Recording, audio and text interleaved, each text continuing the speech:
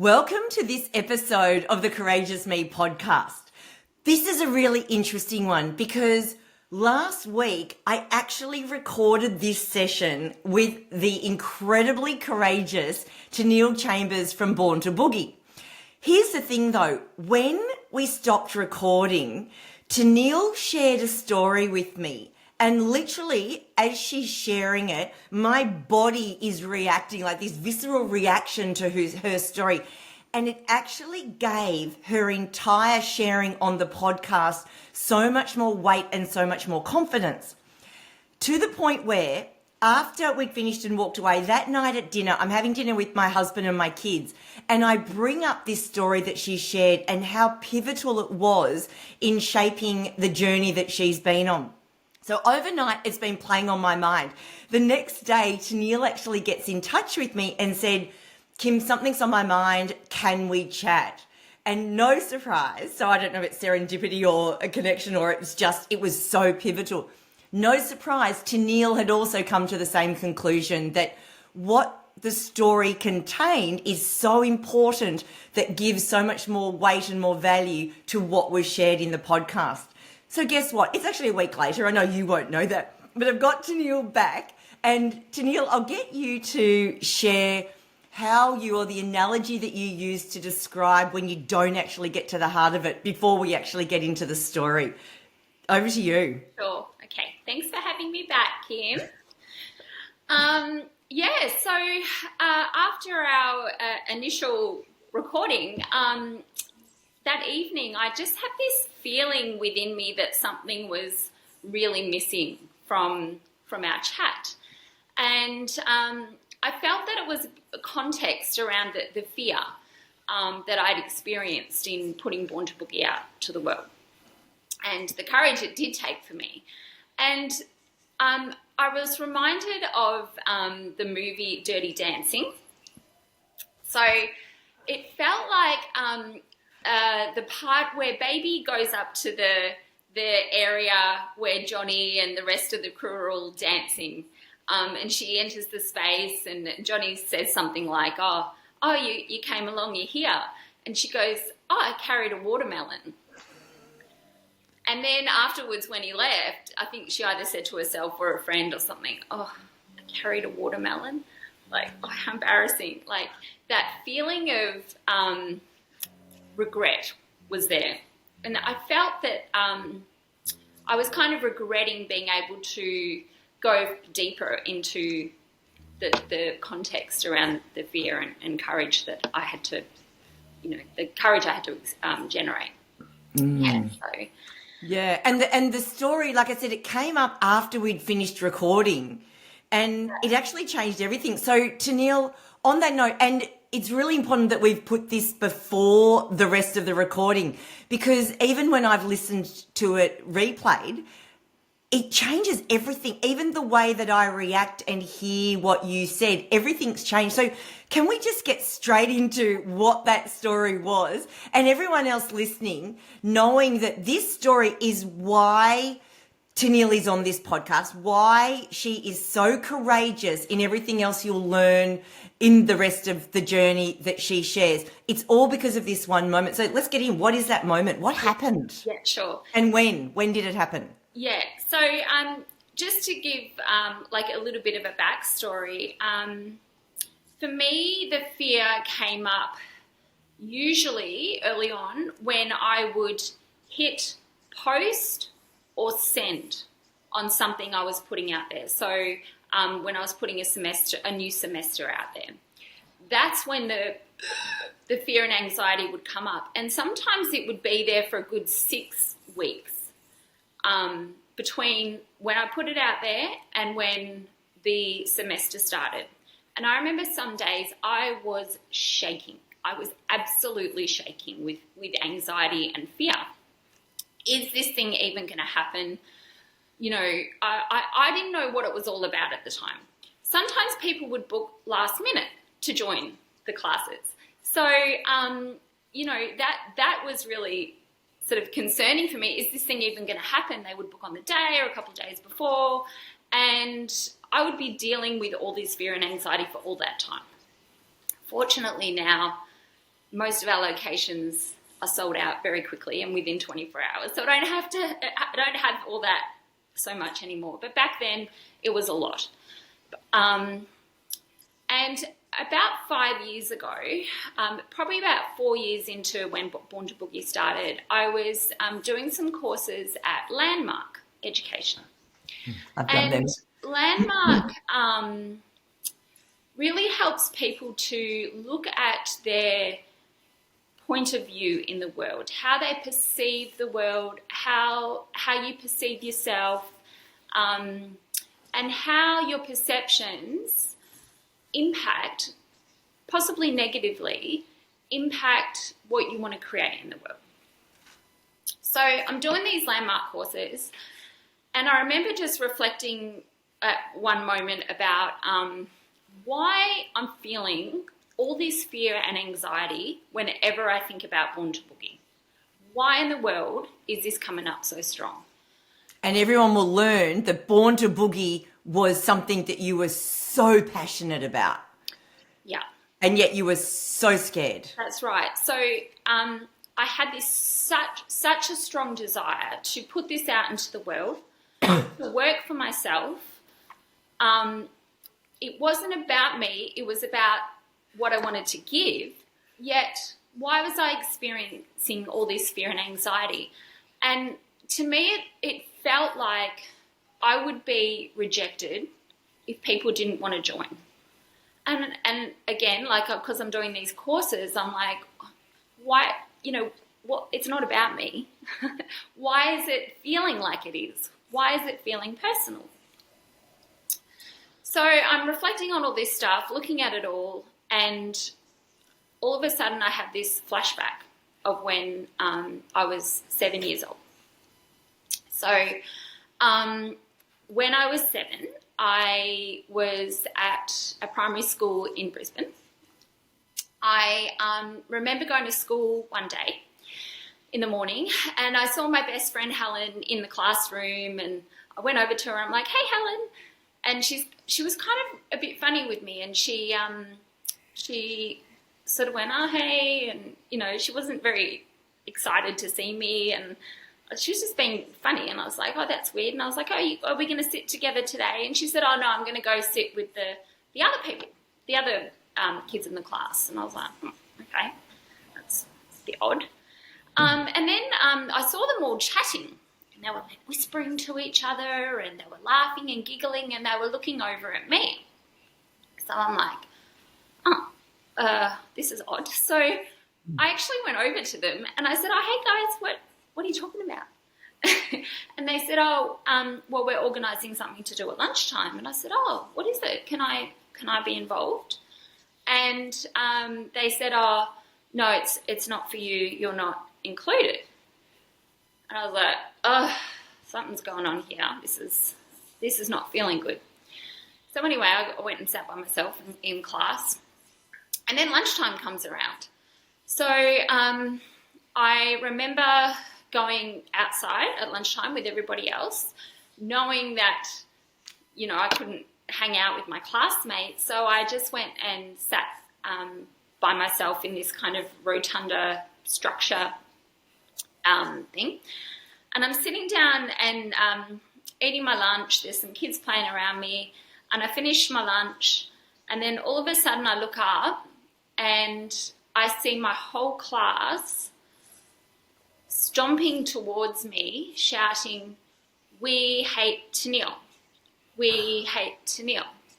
We hate Tennille." And I was just shocked. I was in shock. I didn't know what the heck was going on.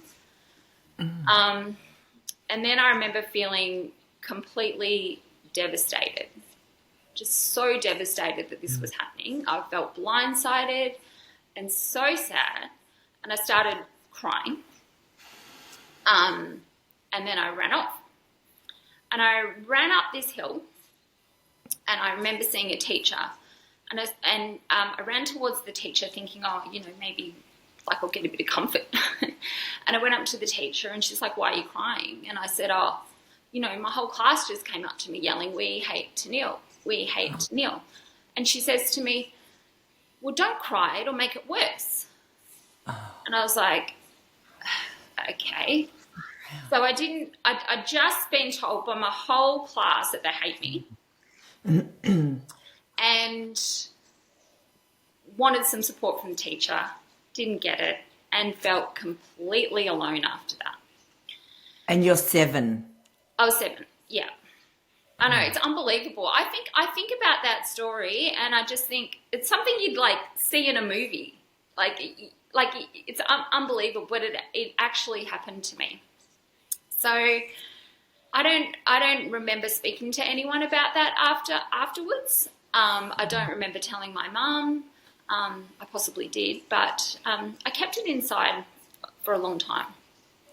So I'm doing these landmark courses and this realization comes to me and this flashback of how much that experience impacted my view of other people and the world, and myself. And I looked back on my life and I realized I'd always, since then, had this sense that I wasn't really liked as a person. I didn't consciously know it, but I just remember in my teenage years growing up just having that feeling that something's wrong, that people don't really like me. That's the feeling I grew up with. So, yeah, it took until this moment of remembering that experience and how much it impacted me to understand why I was shaking with fear so much whenever I put a Born to Boogie course out into the world, and why it would feel so personal to me if people didn't want to join. I was like, oh, right. Because why would they want to join if they don't like me? Why would they? Or they hate me, you know? And so it was just so perfect that I remembered that experience, because I was able to separate what happened with what was going on around me right now. It was completely separate, completely. It was just my mind remembering and my body reacting to what had happened back then. So it was so valuable for me to know it, because then I could just go, well, you know what? It's not real. This fear you're feeling is not real. Look at how much love and support is really around you. Look at the joy that people are experiencing when they do join Born to Boogie. Look at how much your friends and family love you, the teachers, the students, they all want it. It's not about you, Tennille. You know it's about them. So it's okay to continue to do it anyway, continue to put it out there, and just separate how I'm feeling with what I'm doing.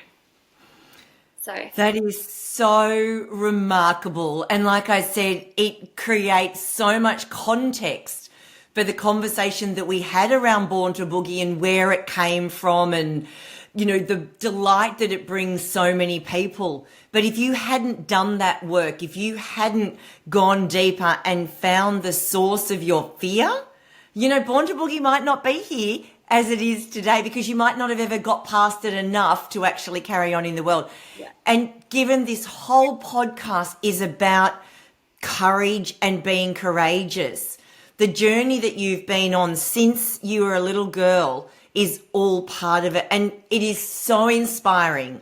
It is so remarkable knowing that story and knowing what you're doing and the vulnerability that you need to face into every single 6 months when Boogie comes back on. But yet keep doing it, because look at the joy you're bringing. And in the episode, of course, we talk about your next courageous steps, where you're going to have to dig deep and find the courage, you know, to take what you're doing to that next level.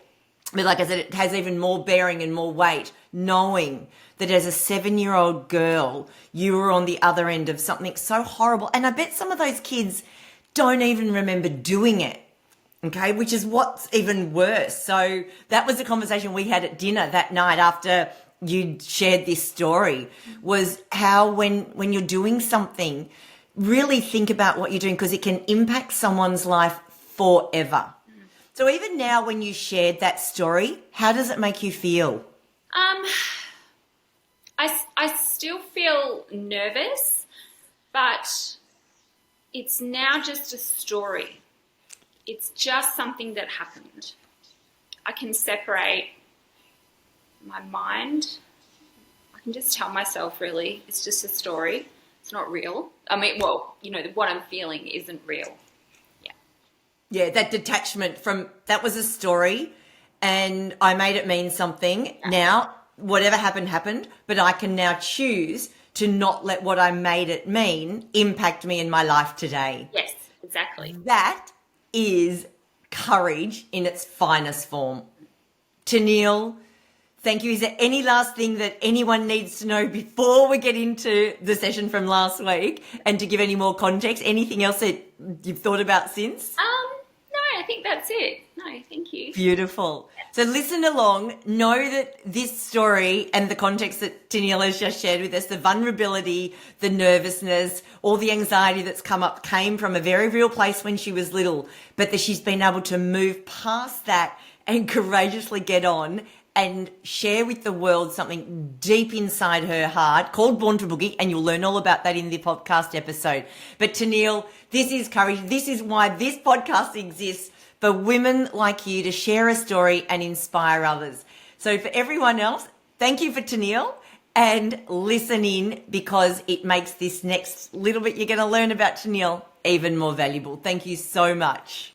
Welcome to another episode of Courageous Me, and today we have got a very courageous Tennille Chambers, and Tennille is the founder of Born to Boogie, and you're going to find out all about it, but this is so exciting, and you'll work out as we go through why I'm so excited to have Tennille on this show. I did also allude to a bit of the story of what she does in episode 4, and I did have, high hopes that I could get her on. And yes, the universe has answered, and here we are. So Tennille Chambers, welcome to this podcast.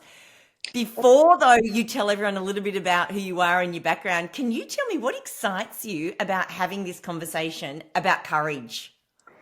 Courage means so much to me. I've created a business that is based around our participants being courageous. All our students who are dance participants have to generate their own courage because they do a performance at the end of their dance course. So it's a beautiful topic. I've had to generate a lot of courage in myself, in my life, especially to start Born to Boogie and to put it out there. So I feel like my whole life and what I do is around courage. So I'm very excited. And, it seems to be a common theme, to be honest, Tennille. And there's been times when I've asked people, will you come on this podcast? And they're like, nah, I'm too scared, or I'm too nervous, or, it's a podcast. Yeah. And it's like, but that's the whole point. It's called Courageous Me. So that's, you as someone that I know a little bit about your story. We're going to learn a lot more today. But I know that courage has been such a big feature. And as we learn about Born to Boogie, every semester you get a whole, 130 or plus women to really reach in and find their own courage to get up and, as you say, perform on stage. But you're going to tell us all about that. Yeah. So tell me firstly a bit about your background and what is Born to Boogie? I mean, we know it, but I'm sure there's a lot of people who don't yet know about it. Okay. So Born to Boogie is a dance school for adults. We take our participants through a 13-week course where at the end of their course they perform on stage. They are not professional dancers. So it's just for the everyday person like you and me who might love dancing, who might want to do something that excites them in their lives, that challenges them. and wants to expand their comfort zone, wants to get their 5 minutes of fame on stage. Lots of different reasons people join, but yeah, basically that's what we do. We put on dance programs and dance events and share the joy of dance with those who participate. And I'm gathering you're a dancer. Like, tell me, how has dance featured in your life before Boogie? Yeah, so I am someone who just loves dancing myself. So when I was a little girl, I used to dance to music by myself. I was an only child until I was 12, so that used to be the thing that really was fun for me, that I loved. And then when I was probably about 11, my parents took me to Johnny Young Talent School. Where I learnt, where I was in an actual structured dance class, and so I learnt how to dance in a class. I learnt singing, but I can't sing. And eventually I moved to another dance school close to where I lived in Glen Waverley. I grew up in Glen Waverley. Are you kidding?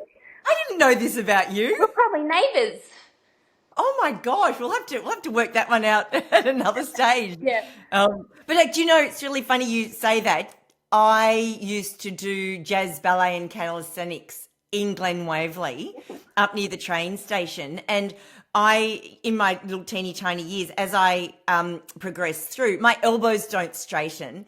And they wouldn't actually let me participate any further because, you know, when you do your lines and you've got to have straight arms, I don't have straight arms. Wow. And now, I know nowadays they probably couldn't get away with that, but back then they could. So I could not go any further. So sorry, that's going into the whole Glen Waverley and dancing. Yeah. So Yeah. So tell me about the Johnny Young Talent School. So were you looking to one day be a professional dancer? Was that, you know, part of it? Was that your dream as a little girl? Not at the time. I can't, maybe, but I can't remember that being the focus.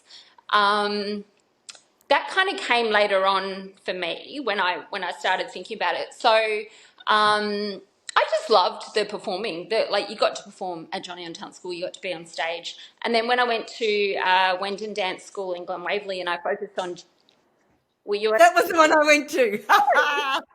Yes. Yes, I couldn't remember the name of it. That was it. Yeah, Thank you. there you go. There you go.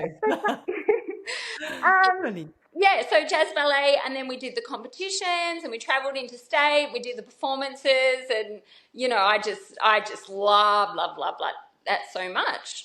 And then as I got into my older teens, I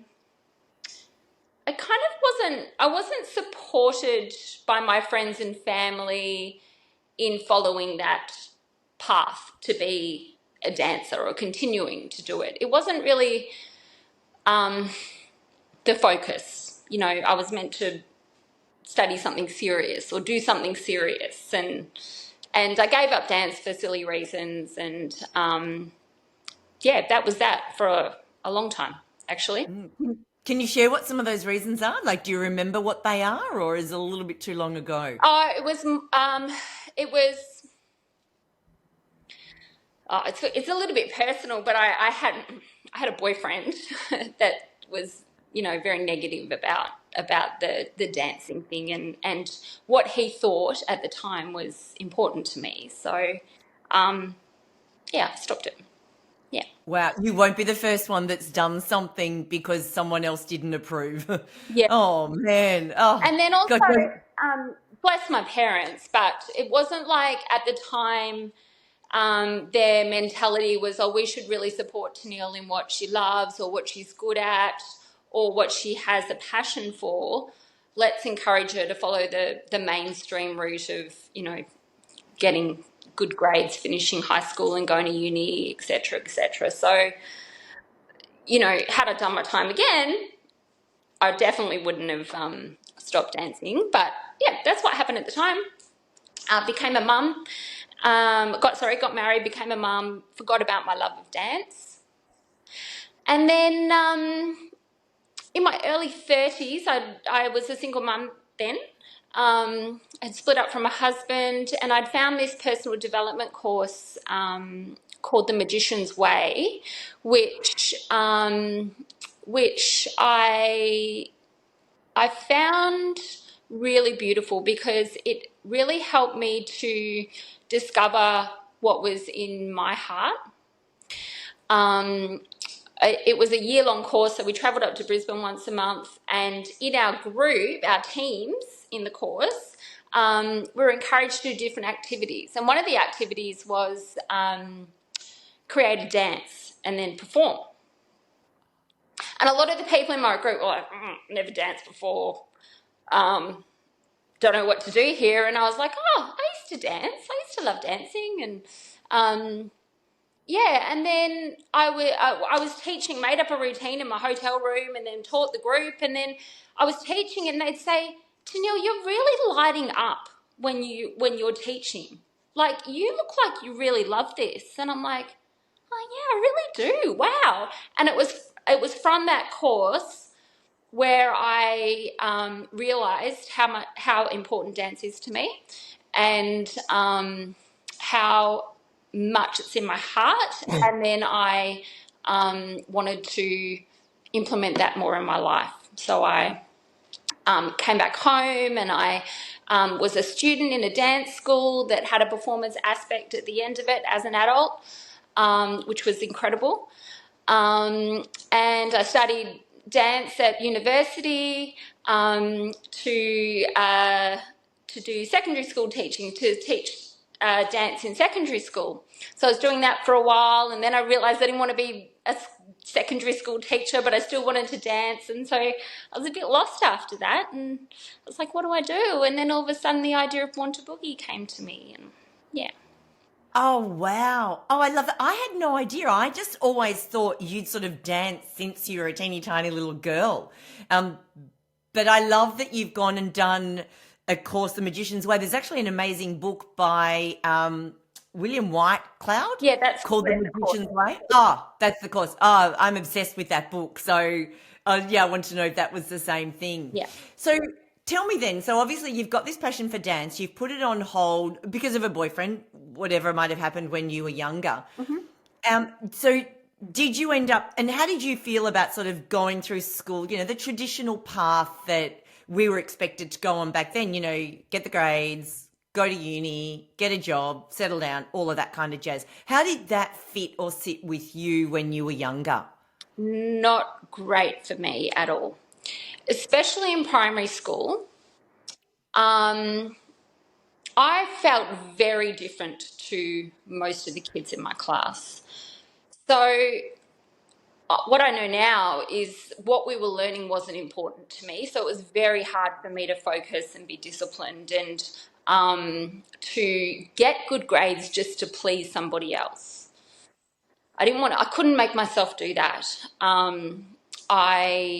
I did, I did the work and I learned and everything, but I just didn't enjoy it. I used to think, gee, why aren't I like the other kids? Why can't I just focus and, learn as they're learning and care about grades and things? But it just wasn't for me. So I didn't enjoy it. I know now, what was going on for me. But back then I just felt that there was, really something wrong with me. And, it wasn't a great experience. But anyway, here I am. And how do you deal with that though? Because school can be cruel. Kids, as you say, as an adult, you with hindsight, you can now see what was going on and that kids don't. And if you don't feel like you fit in and you're not able to kind of, keep up with what everyone's doing with the same passion, how did you sort of deal with that, or what were some of the things that your parents did to maybe help out? Because obviously you did end up going through and getting to the end. Yeah. How did I deal with it? I just went through it. As I said, it wasn't a mentality of my family or my parents or my friends. Okay, it's okay to be you. Let's find what you are good at, or what you do like, or what you do love. It wasn't around at the time. So now it's a lot different, but it was mainstream school. So, that's how it was. Yeah. And so what did you end up going and doing? So, you fell back in love with dance at 30. What did you end up doing between leaving school and turning 30? What was life for you? What direction did you take? Oh, so many things. I got engaged. I moved to Adelaide to be with my then husband. Had children. I learnt to be a massage therapist. And I got a job with Jurleek, beautiful natural skincare company.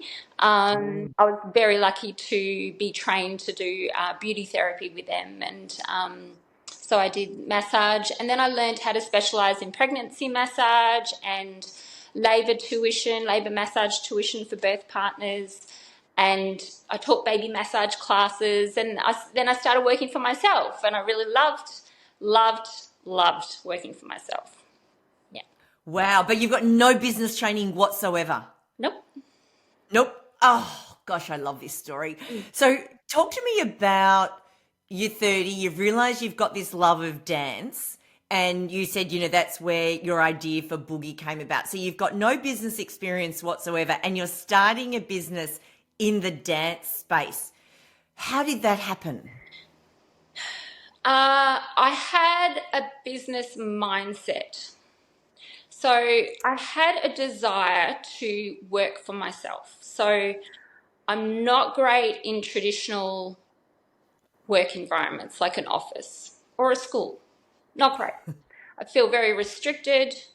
My energy gets zapped a lot.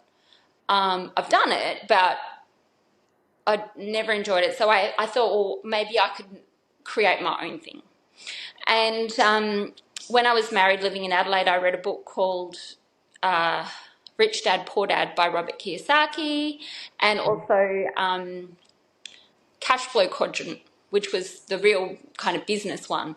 And Robert talked about working in your business. He talks about working on your business, not in your business. And that was just a real big eye-opener for me. I'm like, what does that look like in a business? So while all these years, while I'm thinking about what kind of business to create, I had that in the back of my mind. I really want to do something based around what I love, which is dancing, and where I can work on it, not just in it. That was kind of the model I wanted to create. Wow. And do you know, it's funny you say that. I reckon the first book that I ever read that really got me thinking, what could be was, and my dad gave it to me, was Rich Dad, Poor Dad. So interestingly, and then of course Cash Flow Quadrant after that. Oh, that was interesting. Yeah. So you've got this idea. I love though that you said you've got a business mindset, because had you done any mindset training or anything before the Magician's Way? Yeah. My mum took me to Bob Proctor's Born Rich seminar when I was 17, I think I was about then. And then Tony Robbins, Unleash the Power Within weekend up in Sydney. She took me to that as well. And so, little bits kind of sunk in. I'd read a book called Conversations with God, amazing book. I think doing those things, reading those books, doing those courses, I started to realize, well, firstly, it's okay being different. I had to learn that myself, that maybe I can use this, this part of me, maybe there's a reason. Yeah, I've lost track now. No, just, well, where did this business mindset come from? And yeah, and just the desire to work for myself, to not want to be working for the man. What I've learned now is how I value freedom. I value flexibility. I need that in my life, and I value being able to choose how I want to spend my time and what I want to use my time for and create. When I'm working in an office or for somebody else, because my energy is so drained, when I do that, because it's not aligned with who I am and what I'm here for, really.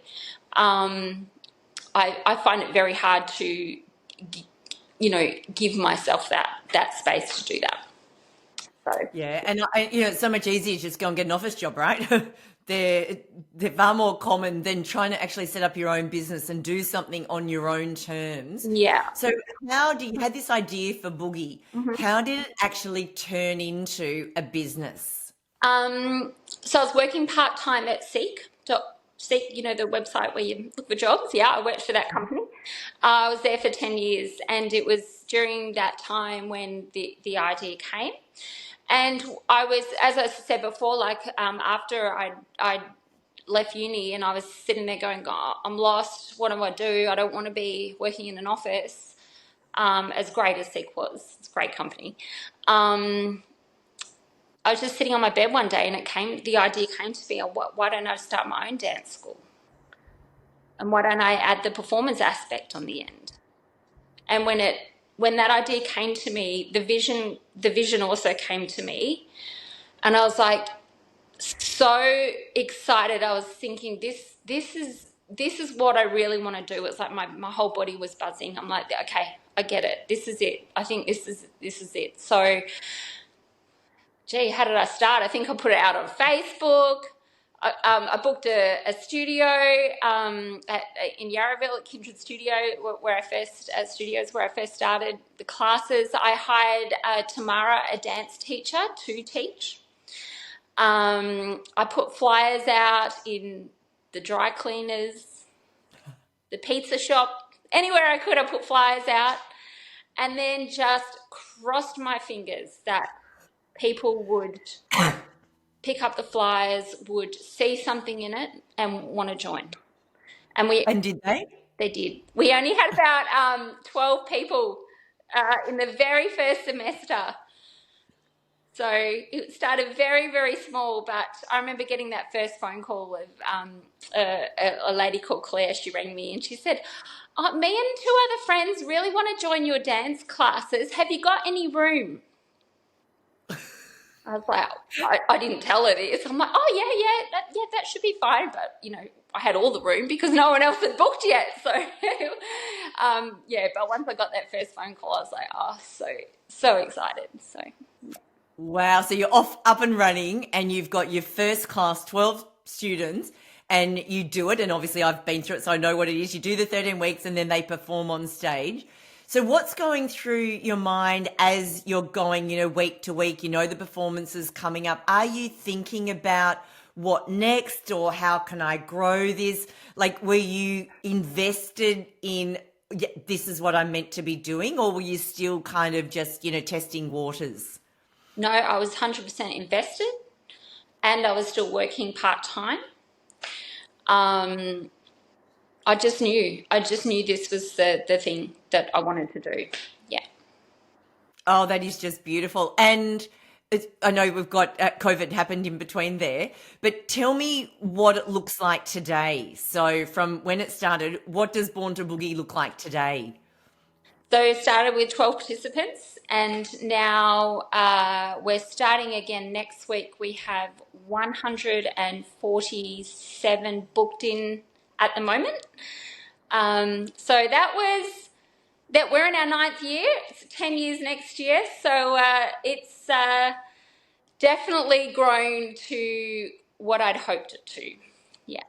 Oh, that is Anya. And of course, we had COVID in there, which you weren't allowed to dance in COVID, not in person anyway. I know that you did convert to doing some online courses and everything. So do you still find that you've got to really reach in and find courage with the whole Born to Boogie, with each time or each semester coming around? Or are you quite comfortable now with how it's going and how it's progressing? The fear, when I put something out with Born to Boogie, so each semester, the fear isn't as strong as what it used to be. I used to be so scared. But since probably COVID, what I've realized now is that it's the community that really wants it. It's not just about me putting something out there and then hoping people will join. It's almost like it's pulling me and us and my teaching team and us. The community wants it. So it's such a relief and a beautiful place to be when it's not just me hoping anymore that people want to be part of it. And in the earlier days when you would put it out there, what was your fear? What did that fear look like? What were you scared of? The fear for me was that I think it was I would take it personally. I would feel rejected if people didn't want to be part of it. I'm like, come and do this fun thing, and they're like, well, that's not for me. So I would be so scared each semester, just so scared. Yeah, but I did it anyway. I had to. But why did you keep doing it, even though with that? And I ask that respectfully because there are a lot of people where they too have an idea, but this fear overrides any action or any progress. So they don't go ahead and do it. Why did you keep going, even with the fear? And it sounds like each semester you went through the same process and the fear would pop up, but you kept going. Why was that? I just couldn't not do it. I couldn't not. Once I had the thing that the vision, firstly, like what I saw, knowing that it was based on what I love to do, my heart, what I want to put out to the world, the joy it gives, what it gives people. I just had to get over myself, and you just do it anyway. It's not about me; it's for them. I was going to say, what even mental techniques or mindset techniques did you have to really tap into in order to be able to say, this is not about me, this is about them? Just saying that, and just and because my drive and my desire to make it work, to create it, to get it to a point where I can just work for myself and I don't have to work in a day job. That was stronger than my fears, and so I felt all the fears going through it. But yeah. But And at what point did you actually quit your day job? So when did you leave Seek and no longer was Boogie just a part-time thing and it was going to be serious? Yeah, I left at the very end of 2019. Seek. So I've been there for 10 years. So I was able to get long service leave then, and then I can have a bit of time and space to be able to focus more on growing Born to Boogie and what it needs, and then COVID hit. So fortunately, we were supported through COVID, like by funding and things like that. So that was very helpful.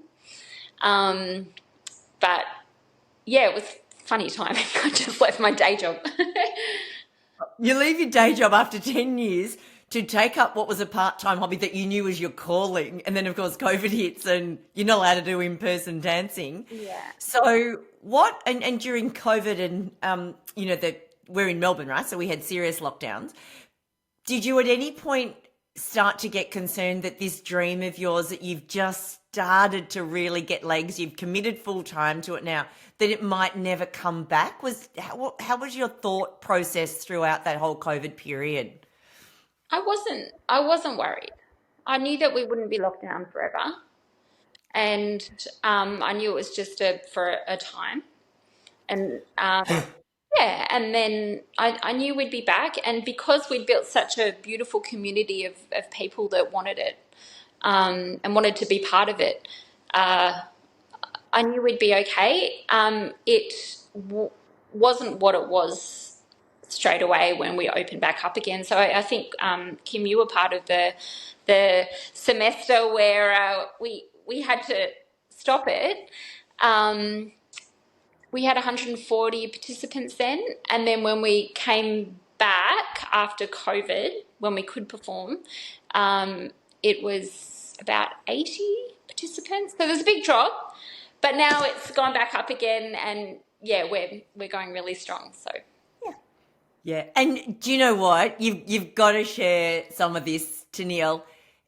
it's not actually about dancing, is it? I mean, yes, fundamentally it's about dancing, but it's not actually about dancing. What's it really? And I'm sharing this I think I did 6 seasons of it, 5 or 6. What is it really about, do you think?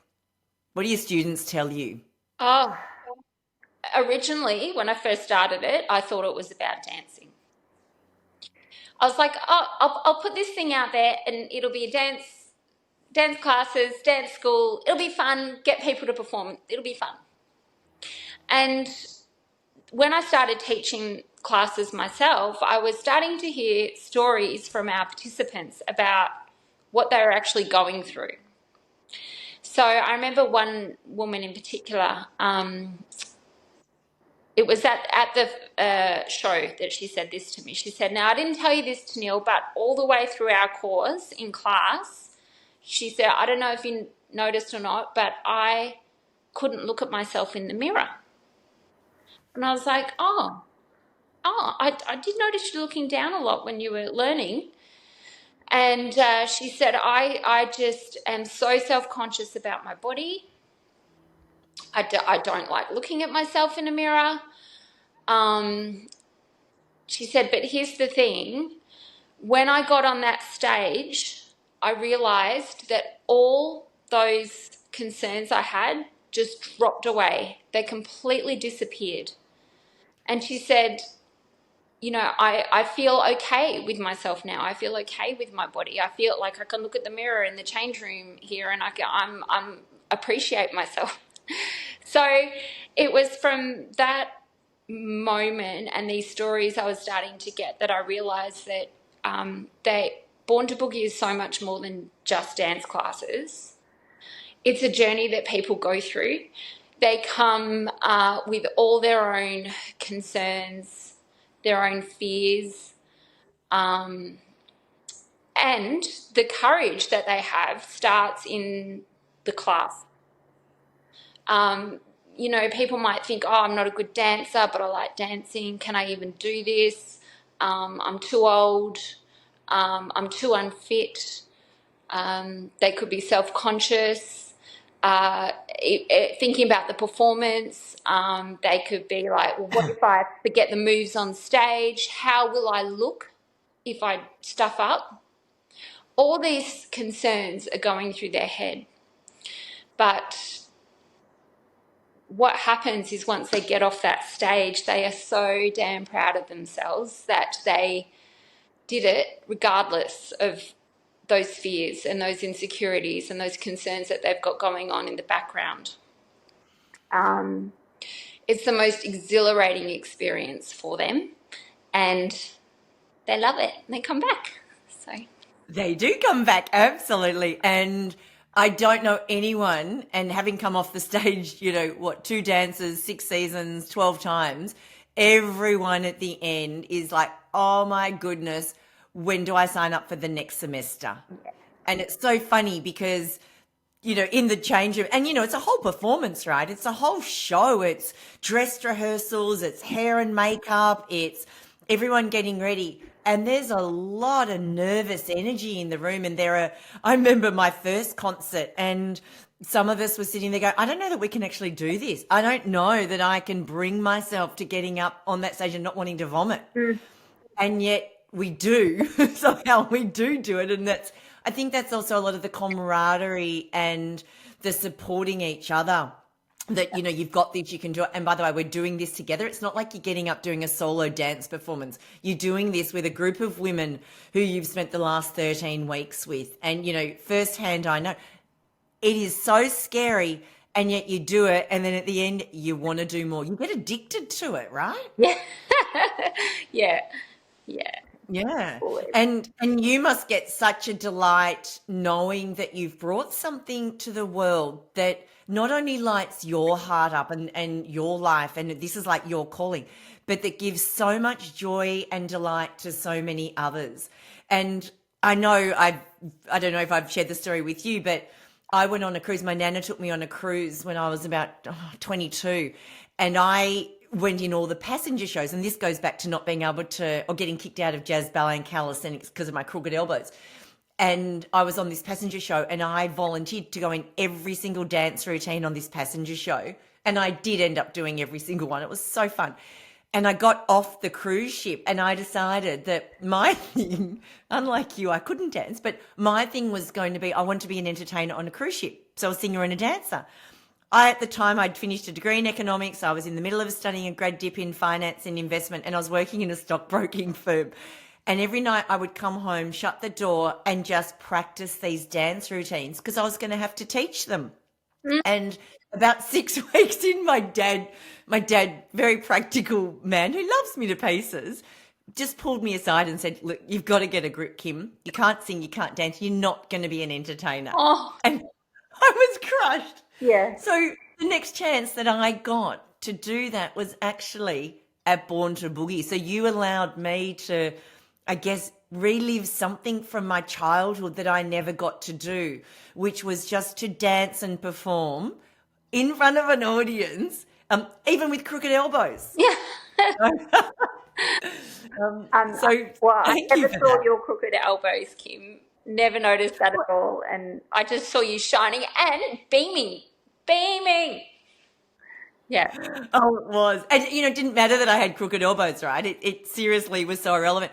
But I must say, Tennille, what I found really interesting is after the performance, excuse me, if you got something wrong, and I did this because I do this a lot to myself, my expectations of how I should be and how I am don't always marry up, and it's not in a good way.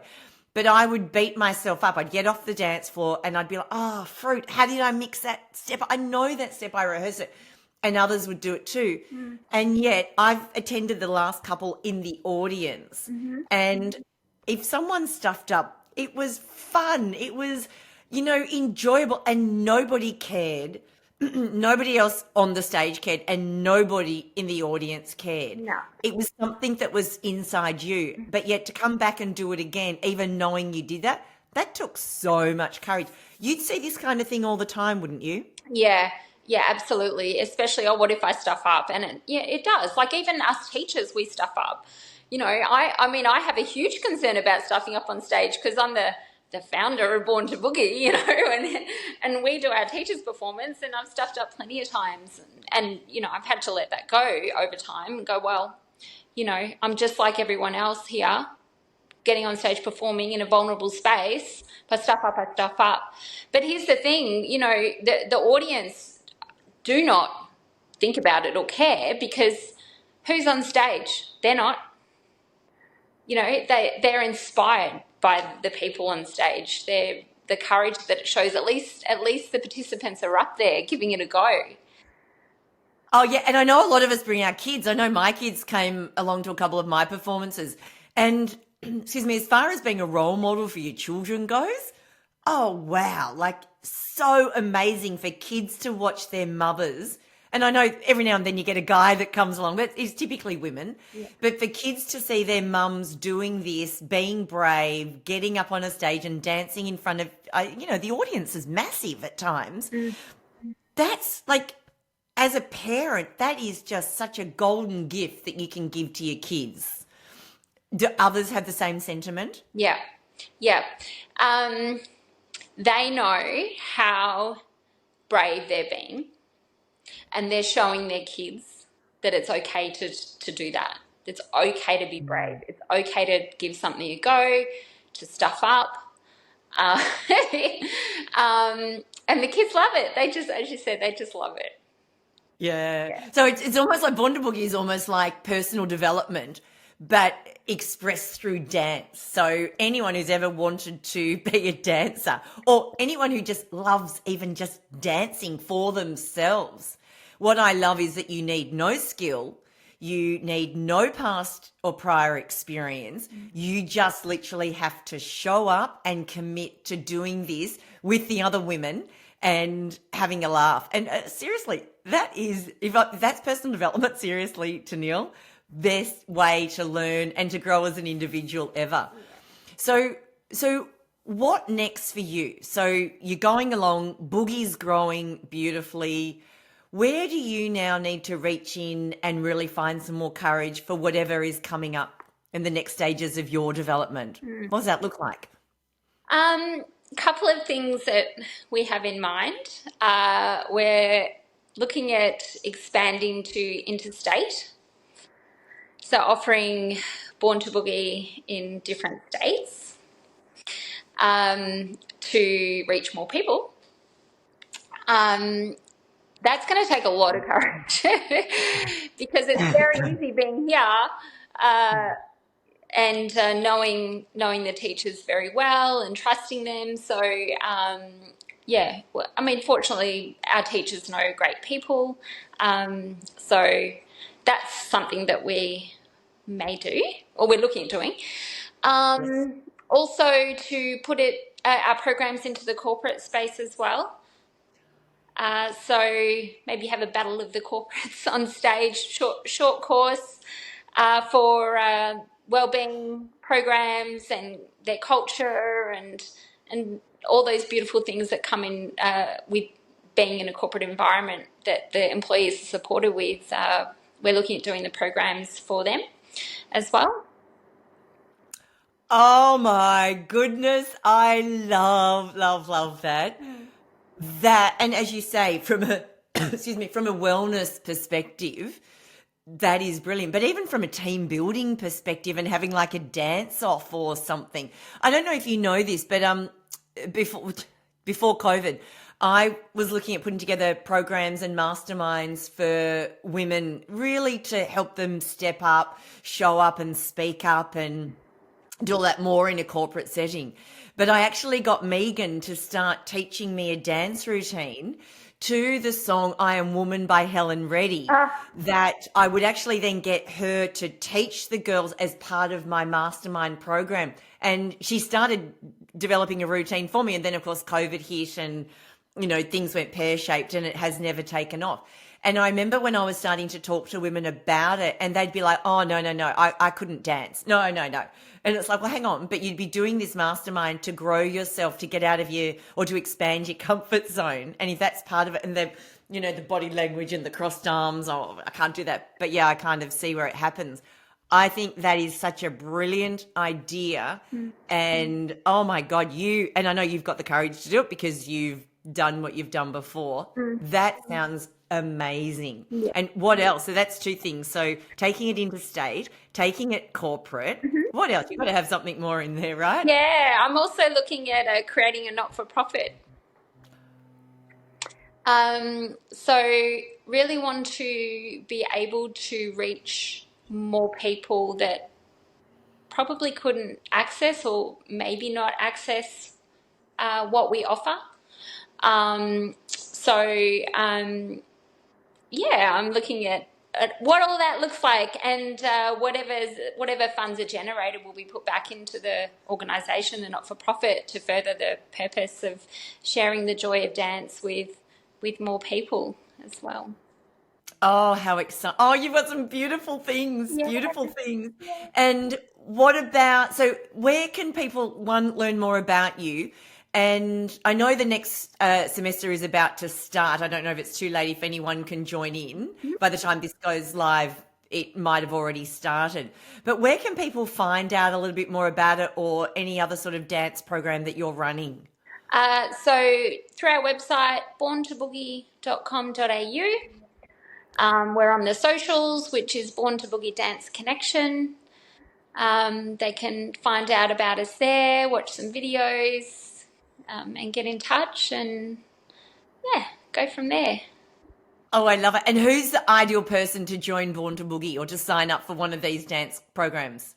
Firstly, someone who knows that they love dancing and really wants to make dance more a part of their life. And then someone who's open to performing as well, even if it scares them. Even if it scares the bejesus out of them.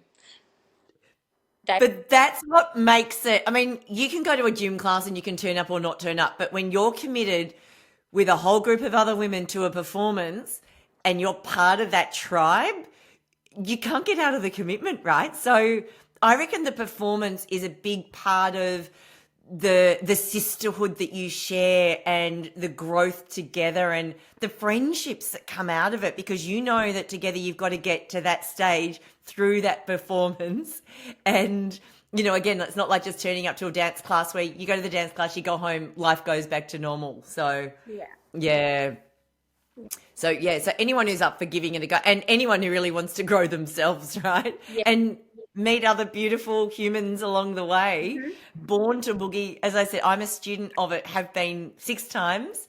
And the only reason I stopped coming is I also took up baseball, and they were clashing. I couldn't do the training with baseball and the dance classes at the same time, and that's the only reason I gave it up. So I'm hoping to get back to another one at some stage. Oh, yeah. And you do love that, your baseball, don't you? Like, that's something that you're really passionate about and really enjoy and love.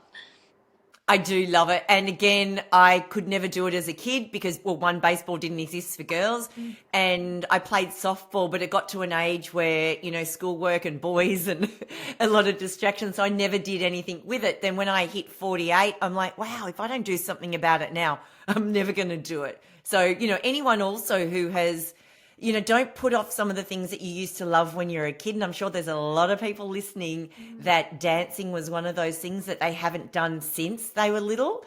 This is your chance to do that thing that lights you up and do it in a beautiful, friendly environment. Yeah, you've got to dip in and, you know, get that courage out. But we all do it. We all survive, and then we all want more. So thank you for bringing Born to Boogie to the world. Thank you for all of the sharing today about, you know, where you've had to be vulnerable and really find your own courage. You are an inspiration, Tennille, and just thank you. And get to Born to Boogie. Everybody, just get to Born to Boogie.